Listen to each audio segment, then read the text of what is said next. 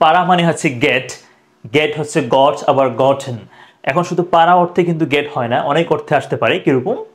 পাওয়া, অর্জন করা, অবস্থার পরিবর্তন করা, বা হচ্ছে বুঝতে পারা, নিয়ে আসা, পৌঁছা, ধরা, গ্রহণ করা, কেনা, পরিধান করা, বা হচ্ছে এরকম অনেক অর্থে আমরা কি এটা ইউজ করি। এখন দেখেন আমরা এক্সাম্পল দেখি। আমি কিছু টাকা পাবো, so I will get some money, I will get some money, I will get some money.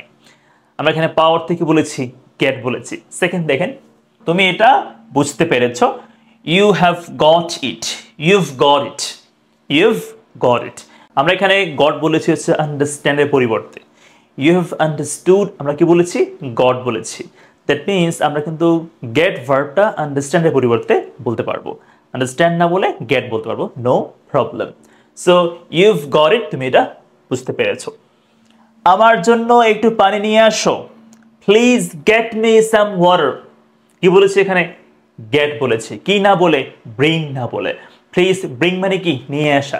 Please bring me some water, but I have said, আমি এখানে গেট বলেছি, ব্রিং না বলে, right? So remember, keep it in mind, you can use get verb instead of bring. আমরা বাড়িতে পৌঁছাবো, will get home, will get home in the evening, সন্ধ্যায় বাড়িতে পৌঁছাবো। আমরা কি বলেছি বলুন তো? আমরা এখানে গেট বলেছি না, কি না বলে? আমরা এখানে অ্যারাইভ না বলে গেট বলেছি। সো উই উইল অ্যারাইভ, আমরা পৌঁছাবো। We can say we will get, আমরা পৌঁছাবো। দ্যাট মিনস আমরা এখানে অ্যারাইভ না বলে গেট ভার্বটা ইউজ করেছি। ওকে, সো এখানে কি অ্যারাইভ না বলে গেট ভার্বটা ইউজ করেছি। এবার দেখেন, সে আমার পত্রটা গ্রহণ করেছিল, পত্র গ্রহণ করেছিল। রিসিভ মানে কি? গ্রহণ করা। So we can say get instead of receive. দেখেন, she got my letter, she got my letter মানে she received my letter. So I have used got instead of receive. আচ্ছা, এরপর দেখেন নেক্সট কি বলেছে? আমি জামা পরিধান করব, I'll get dressed, I'll get dressed. তো এখানে কি বলেছি? মানে ওয়্যার মানে কি? পরিধান করা, তাই না? ওয়্যার মানে কি? পরিধান করা। We can say get, get মানেও এখানে পরিধান করা বোঝাবে। So I will get dressed, আমি জামা পরিধান করব। অথবা I will get a dress, I will wear a dress. So we can say get. এখানে গেট ড্রেসড মানে হচ্ছে জামা পরিধান করা। আই উইল গেট ড্রেসড, আমি জামা পরিধান করব। একটা প্রশ্ন করি, আমি জামা পরিধান করেছিলাম, পাস্ট টেন্স এখন কি হবে বলুন তো? এটা তাহলে কি হবে? কমেন্ট করে বলুন তো আমাকে। প্রশ্ন করলাম। আচ্ছা, আমি সকাল 6টায় উঠব, I'll get up at 6 AM, I'll get up at 6 AM। আমরা এখানে উঠা অর্থে get up ইউজ করেছি, মানে বেড থেকে উঠে পড়া, get up। ঠিক আছে? তুমি কি গাড়িটা কিনবে?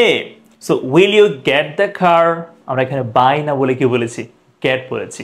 Will you buy the car, but we have said, আমরা এখানে বলেছি will you get the car, তুমি গাড়িটা কিনবে। সো এখানে আমরা গেট বলেছি, বাই না বলে, রাইট? বাই মানে কেনা, এখানে গেট মানেও কেনা। So will you get the car, তুমি গাড়িটা কিনবে। নেক্সট দেখেন, সে বলটা ধরেছিল, he got the ball, he caught the ball.